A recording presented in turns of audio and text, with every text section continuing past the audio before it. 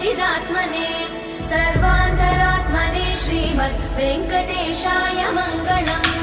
स्वतः सर्वविदे सर्वशक्तये सर्वशेषिने सुलभाय सुशीलाय वेङ्कटेशाय मङ्गलम्। परस्मै ब्रह्मणे पूर्णकामाय परमात्मने प्रयुञ्जे परतत्त्वाय वेङ्कटेशाय मङ्गलम्। आकालतत्त्वमशान्तमात्मनामनुपश्यताम् अतृप्त्यमृतरूपाय वेङ्कटेशाय मङ्गलम्।